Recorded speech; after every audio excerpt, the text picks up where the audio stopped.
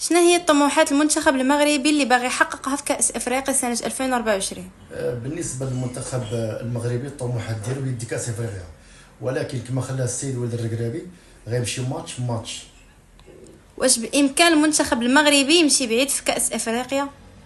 يمشي بعيد، لان اول شيء المنتخب المغربي رابع العالم تبارك الله، اللي كيدرب واحد مدرب كبير السيد ولد الركراكي، وكاين لاعب في مستوى، لهذا يمشي بعيد ان شاء الله.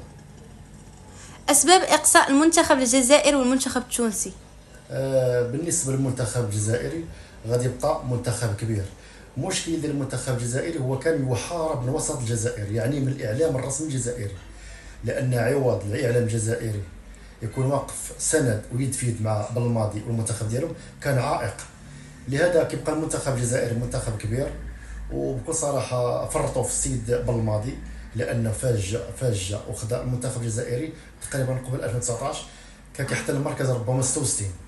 لهذا فاش جا معاه كون فريق كبير، جاب لعابه كبار، دا كاس افريقيا في 2019 اللي تبارك الله دا واحد اللاعبين كبار، واللي فرح حتى المغاربه اللي خرجوا وساندوا لا في القهاوي ولا في الحدود في اي شيء. لهذا كنظن ان المحاربون يعني فتره استراحه وصافي، فتره استراحه المحارب.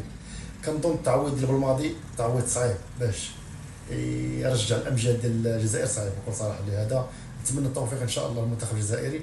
بالنسبه للمنتخب التونسي خاص يخدم مزيان باش يرجع لاوج العطاء ديالو. وجهة نظرك في منتخب موريتانيا؟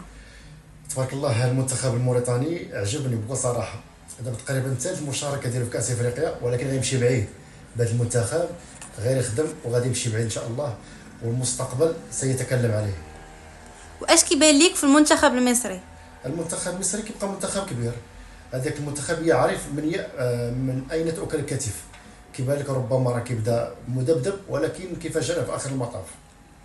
واش كيبان ليك في مؤثرين مغاربه مقارنه بمؤثرين للبلدان الاخرى؟ لا تبارك الله المؤثرين المغاربه وسيرتو اللي من في كوت ديفوار تبارك الله بينوا واحد الرزانه، واحد المستوى كبير، وكما نقولوا حنا يحترموا الثقافه ديال البلد الاخر. ولهذا الحمد لله راه كما شفتي تبارك الله وزير السياحه الايفواري راه استقبل جوج مؤثرين تبارك الله ورحب بهم. لهذا هذا كيبين الصوره الجميله ديال البلد المغرب بصراحه، مقارنه مع مؤثرين اخرين اللي لا شيء. شكرا.